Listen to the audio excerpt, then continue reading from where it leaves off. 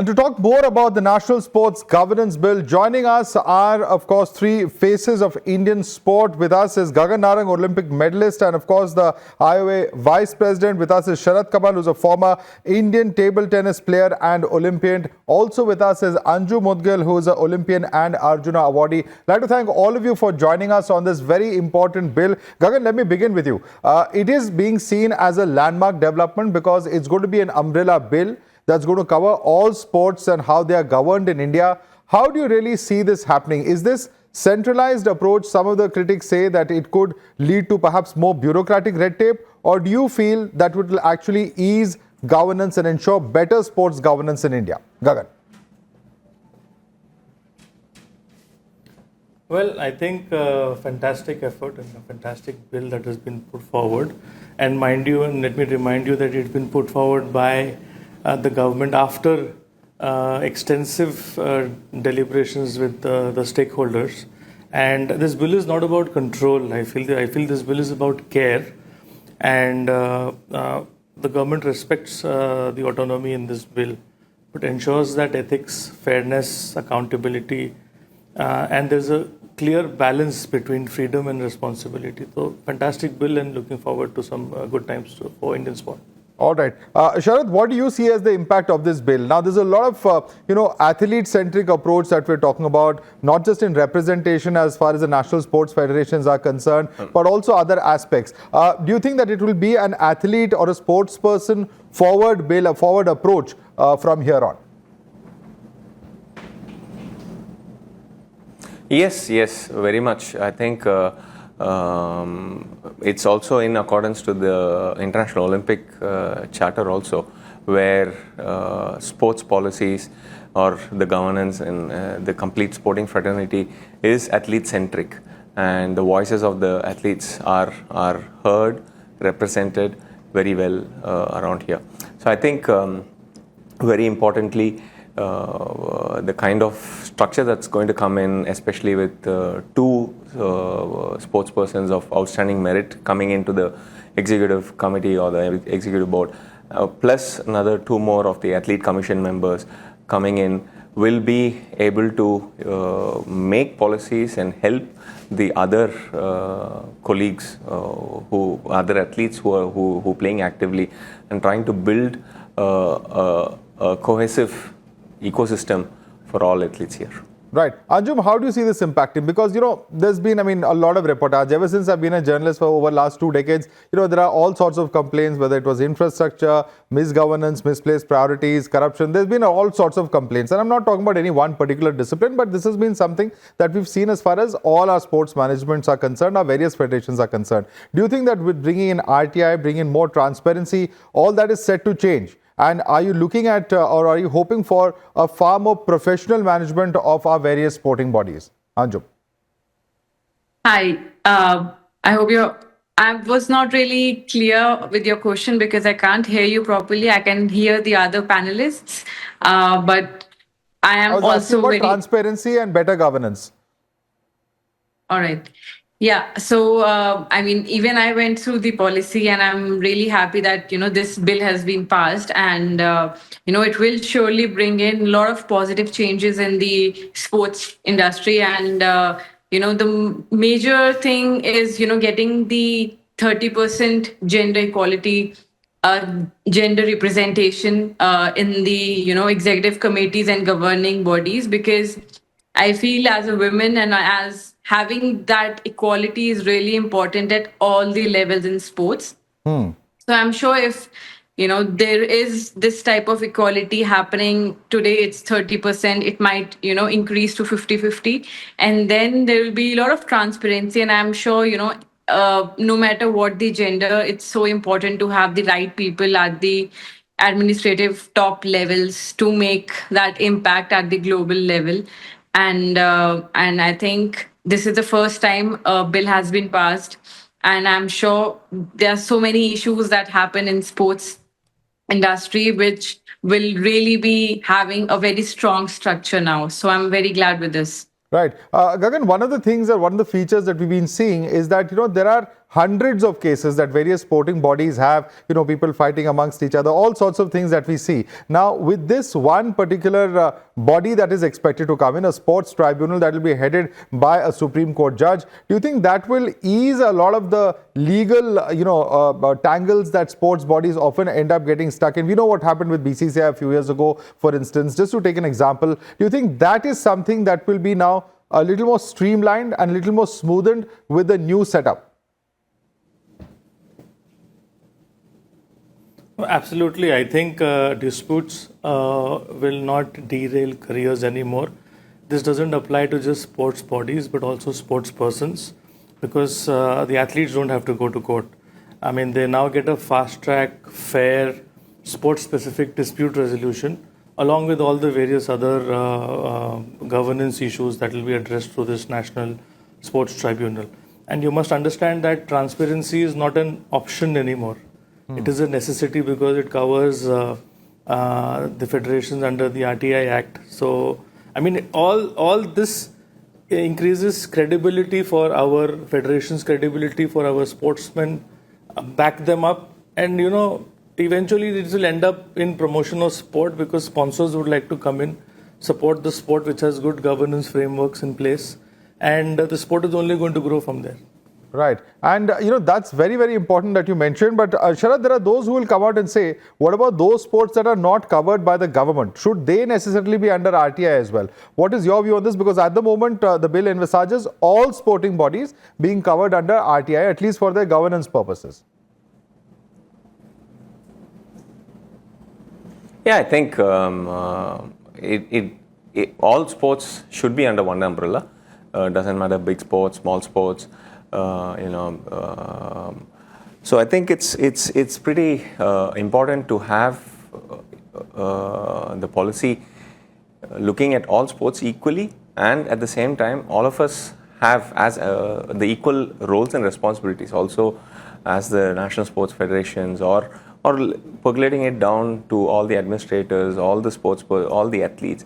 Everybody clearly with this sports policy will be able to define the roles and responsibilities, what each one has to do, and how we can all march ahead into making India a strong sporting nation. Absolutely, and that was going to be my next question. Anjum, I want you to come in on this, because India has been doing well as far as our various performances at different international events are concerned. But as far as our own Olympic dreams are concerned, how far does having this kind of a legal framework become a bedrock for actually India's own Olympic dreams materializing in the future? I think this is a major step that has been taken, which will surely work in favor of Indian athletes and Indian, sporting fraternity. And like we are eyeing to have the 2036 Olympics in India, and I'm sure, having such a strong structure. And also, I've just read that, India is amongst the top nations now to have a sports bill. So this will, make India stand out as a very strong nation legally as well, not only in terms of the athletes. And this will also, help athletes to come forward and, speak up if there is an issue. And also this would result in many more better performances at the Olympics and the international levels. Right. Gagan, I want you to come in on this. What's the global experience when it comes to such laws and having authorities which are independent of the government, independent regulators, as is envisaged in this case? Can you cite other countries and what really the precedent is and has been experienced in other parts of the world?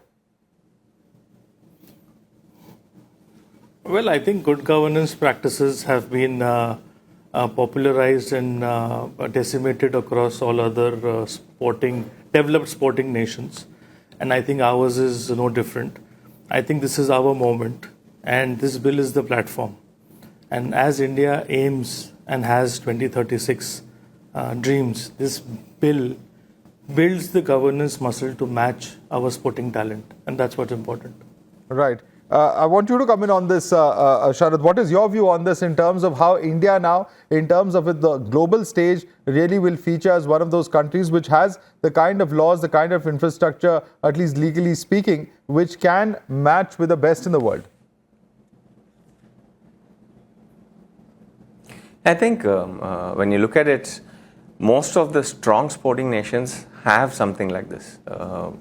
Let it be USA, France, Germany, or the Asian countries like China, Japan, all of them have such strong governance because of these kind of bills or constitutions that's being built around them, and that actually helps nurture talent. So many times what happens is when there's bad governance, the loss is for the athlete. Doesn't matter if there are two people fighting, two federations fighting, or three of them not working together.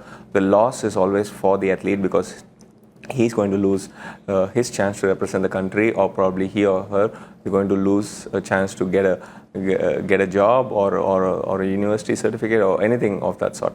So I think all of that will just be buried now, and hopefully the athlete is taken care very well with these policies. Right. One of the things I find very interesting, Anjum, in the bill, I don't know if you've seen the bill, but this is 35.2, I'm reading out of the bill. It says the central government may, by an order, impose reasonable restrictions on the participation of any national team of a concerned sport in international sports competitions or participation of any individual in the activities of the national sports under extraordinary circumstances and in the interest of national security, public order and safety. And this is coming at a time where there is an open debate about whether India should be playing with Pakistan, so on and so forth. Do you think this is a very important provision that will set at rest and, make it very clear what India's position will be, because it specifically talks about the interest of national security, public order and safety? Yes, I think we have recently experienced this as a nation, how fragile everything gets when there are some, security concerns happening with other nations. And, recently we had this competition which Neeraj organized, and there were, there were talks happening that should we invite the athletes from other nations or not if there is some issue. So I think somewhere having a laid down policy or a bill would really clear cut give an idea about what to do and what not to do. So there's no negative talks, around it. And I feel sports, as far as it's far from all the negative politics, is the best thing that can happen to a nation and to all the athletes. So, I think it's a really good step in favor of the nation's security and in favor of the sports. I certainly agree with you. Of course, when India wins on any international platform, it's a moment for all Indians to be proud of, whatever be the discipline. But Gagan, your views on this, because there are some who would say that perhaps already it is the center that decides. This is just a formalizing of it. How do you look at this aspect, Gagan? Well, matters of national security are paramount. And as far as participation is concerned, I think we should leave that off the field, and sportsmen and sporting tournaments should take precedence. And I think the athletes should put their best foot forward irrespective of who's coming in, who's not. I mean, when we go to the field, we never think who's coming in, who's not. We just want to go out there and perform our best. So it's best that the athlete keep politics out. But like I said, matters of national security are always paramount. Absolutely. Sharath, your views on this? Well, I think, again, most of the time, there are many different laws, many different rules that have been laid down. But very specifically, this one is noted out. But again, there's a lot of objective here, where it says only under exceptional circumstances. So I don't think it will be so much of a matter, because generally I think the teams are selected and the ACTC is done. The ministry supports these tours, and many times the team goes as requested by the federations. Right. So, for me, again, sport brings about that unity there.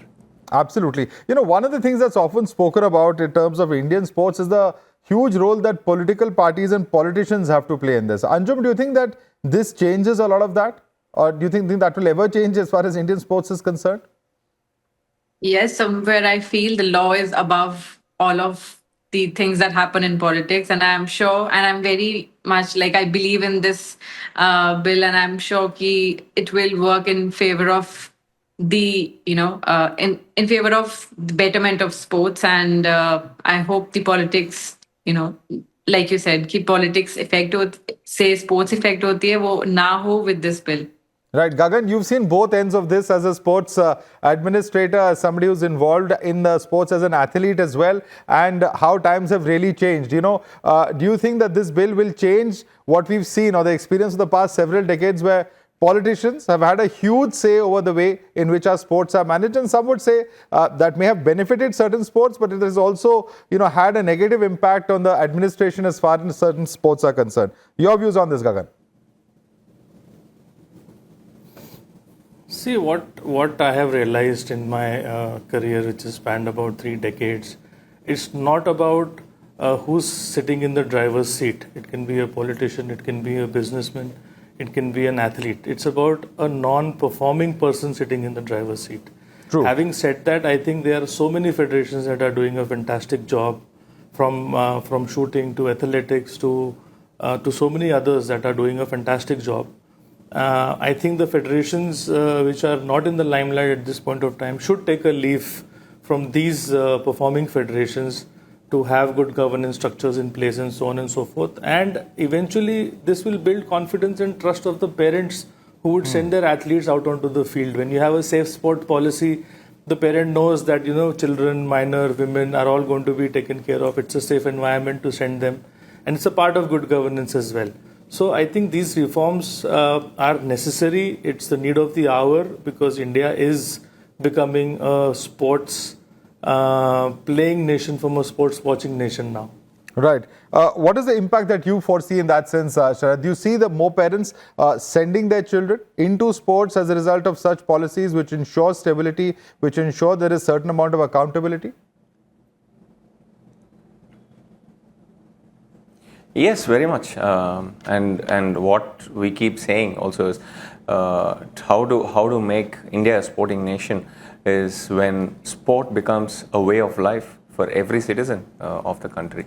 I think this gives a lot of confidence. This bill gives a lot of confidence to all the parents, to all the players, that yes, if I'm able to get out there and perform my best, I will get what is due for my performance. So I think that clarity is very clearly given in the bill, and I hope we will have more and more younger generation kids taking up multiple sports, and hopefully that will be the main building block for us to win an Olympic medal in 2036. Right. I just want to come back to Gagan on one point. One of the things that Gagan has often spoken about is whether there are bodies like IOA or others, whether there will be a threat to their autonomy with this new bill. Where do you stand on this?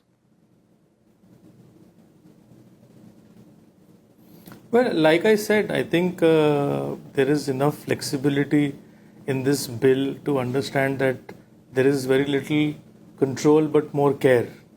And I think with this bill coming in, the Ethics Commission and so on and so forth have been given to the respective federations to build.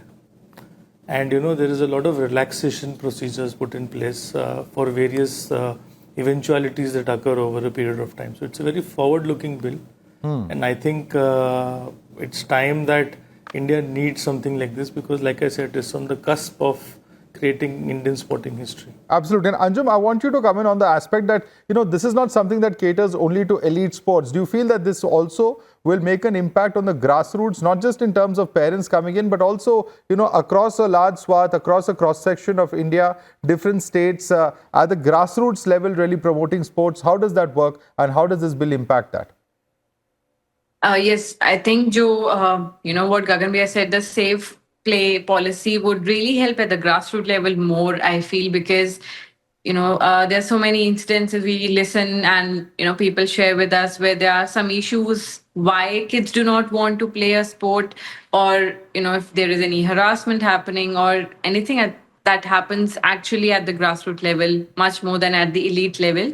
And the parents would feel safe, the athlete would feel safe. So once you have given parents and kids environment where they are heard, and if there is something not going okay, there is proper implementation of the rules and the proper action has been taken. I feel जब when people see this, that's how the mindset changes, and you see more people coming in. Then you can nurture the talent, and then eventually we get better and more athletes. All right, Anjum Moudgil, Sharath Kamal, as well as Gagan Narang, I'd like to thank all three of you for joining us on Times Now and breaking down what this bill means to sports persons and why people are looking eagerly at the bill and its impact on our entire sporting fraternity and sporting world. Thank you so much for joining us.